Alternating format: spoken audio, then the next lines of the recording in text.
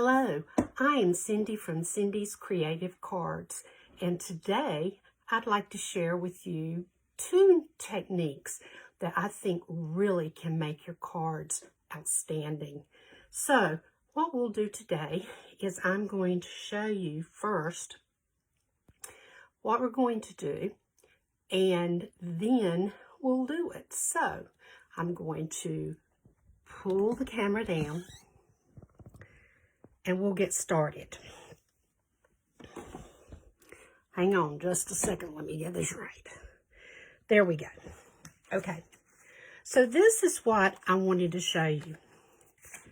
We're going to create weathered board, which looks like a fence or the side of a building. I've done 3. And each one is different. And that's what you're going to get when you do it as well. Now, this one, you can see here, is the space between the boards are defined. These two are not. This is more defined here. So what you have to decide is if you want to do it that way. And I'm going to show you how to do it both ways. So, let's get a piece of paper.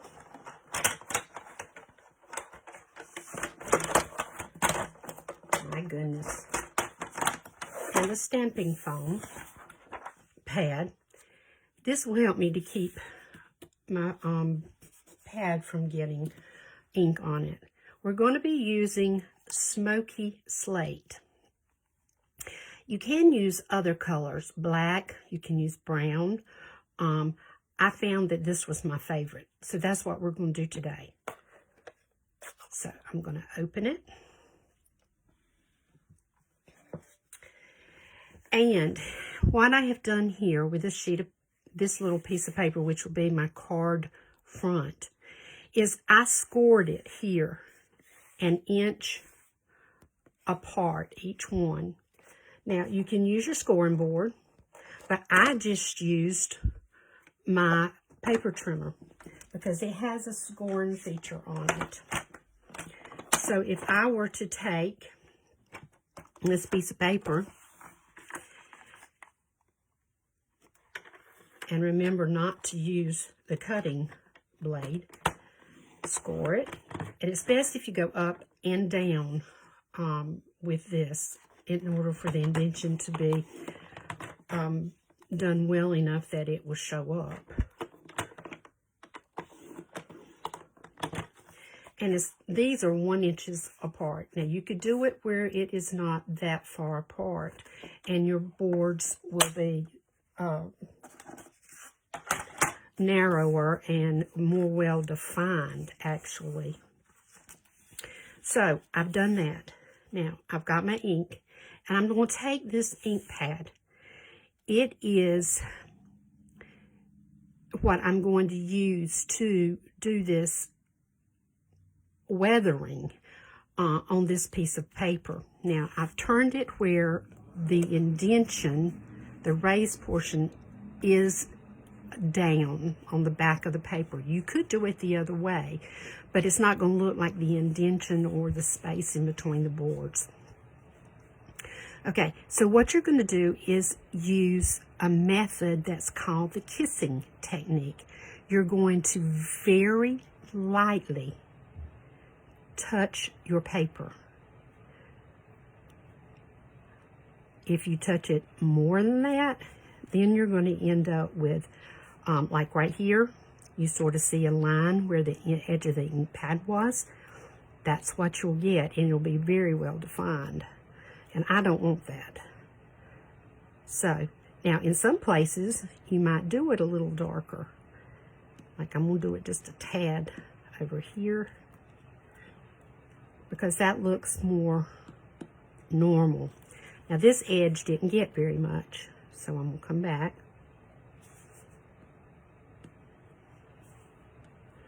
And so there, we have a weathered board.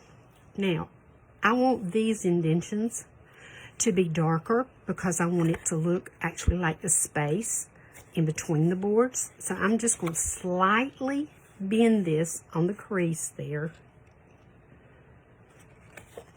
And now we're getting that darker area that looks like the space in between the actual boards. So I'm going to straighten it back out. And now you have a weathered board for your card front. And I'll show you some examples of cards that I made using this technique.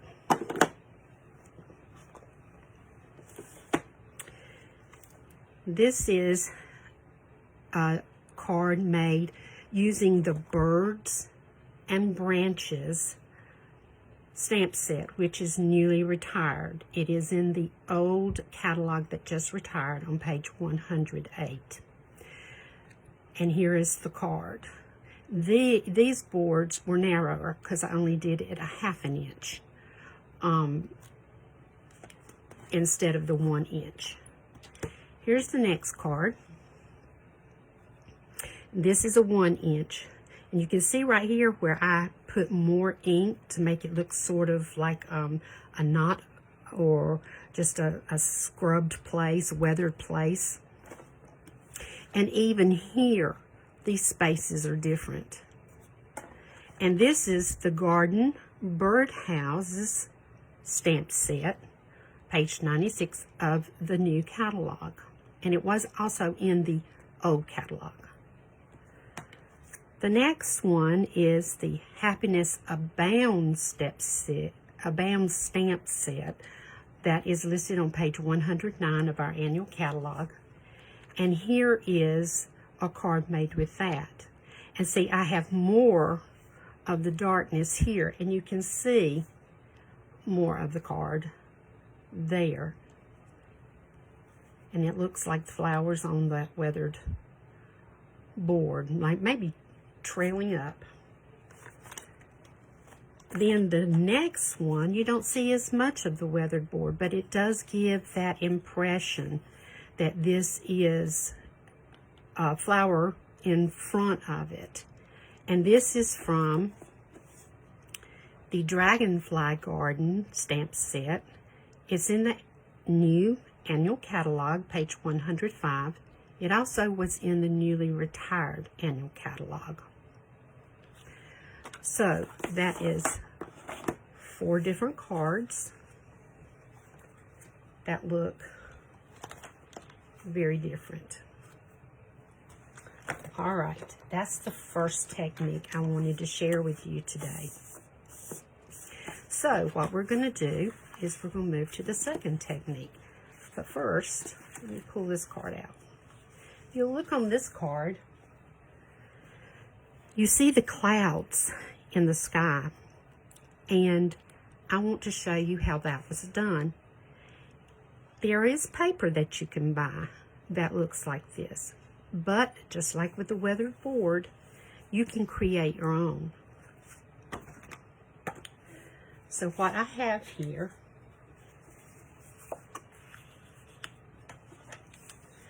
is a piece of plain basic white cardstock, and I'm going to create this cloudy sky here, a happy cloudy sky actually, and I'm going to use our pastels.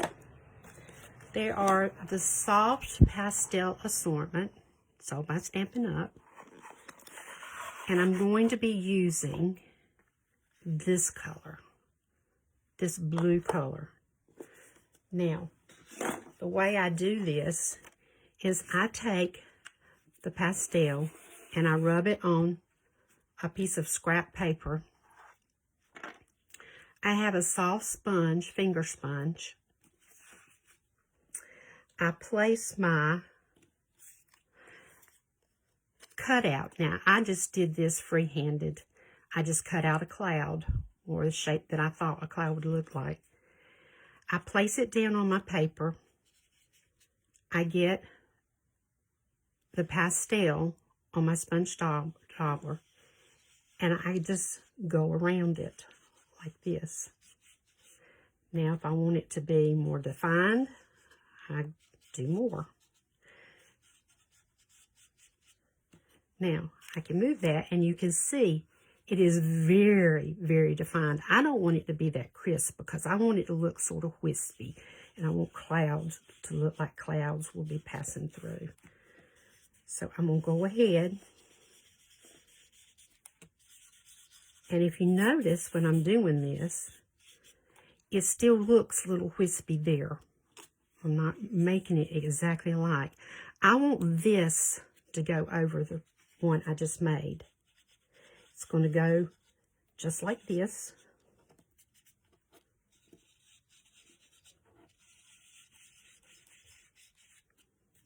Now, I still have that clearly defined, but this looks like one that is sort of passing in the back. Now, I'm going to get a smaller one, and I'm going to put this one right here.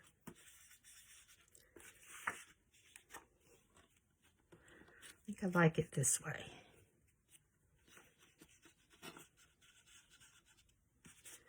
And I want to go ahead and make clouds all over this paper because I want this to be the sky.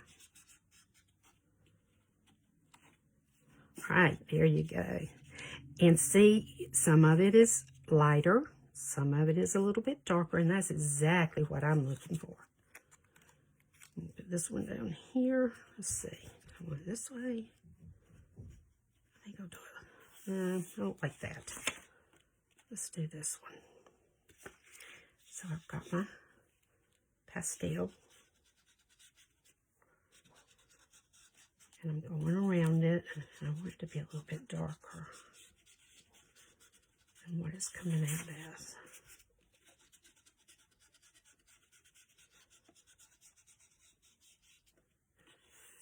And there you go. So I'm going to make that a little bit more wispy. I'm going to add a little bit more. And I'm going to fill in the space down here. And I'm just going to leave that. So now I have a cloudy sky. And I did that with the soft pastels.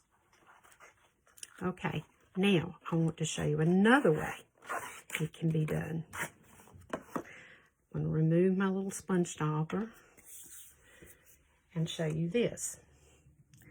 This is more like a darker, cloudier sky that might indicate that a storm is coming and that it's swirling.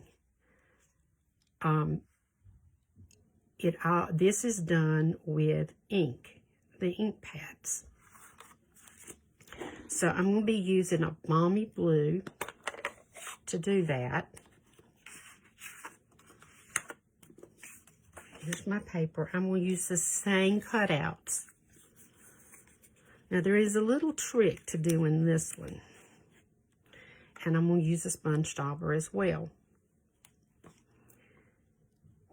Tap on your ink pad.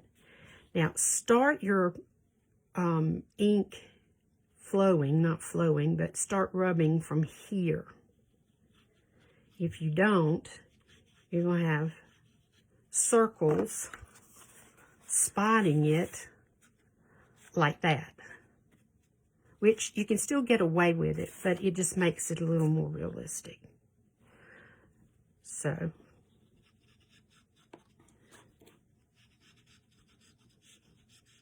and I got a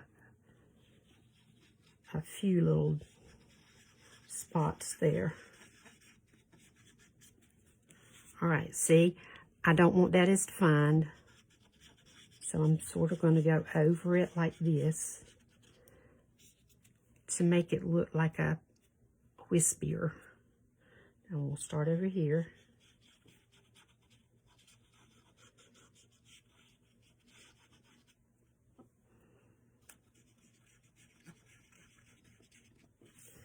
And there's another one. And see, I got those little spots there. But it can look, if you do it over you can make it look more like a cloud, a darkness, storm maybe, rolling in. Okay. So you just keep going.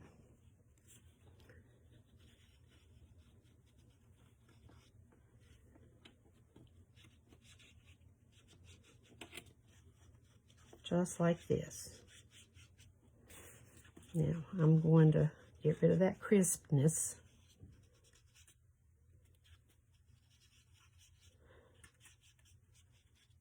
Because I want it looks, right here it looks like this dark cloud is just sort of floating by in front of it. Let me slide this over some.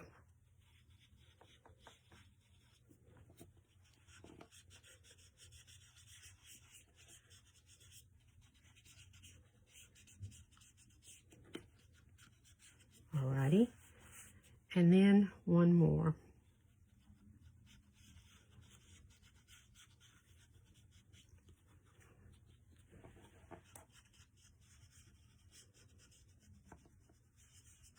Okay, so now I have a sky that looks like a storm might be brewing. And it looks like clouds that are moving. This actually sort of makes you think that there is movement of the clouds.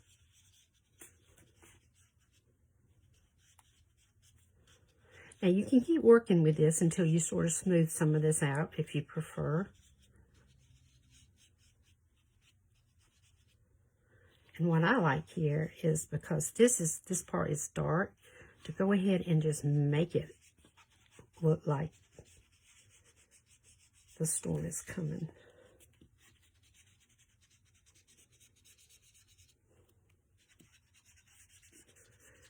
All right, and it's pushing all these white, pretty clouds out. All right, so there we go. That's with ink. Now, I got a lot of exactly what I was telling you about earlier. And it's hard to get rid of it once you got it. But you can make it look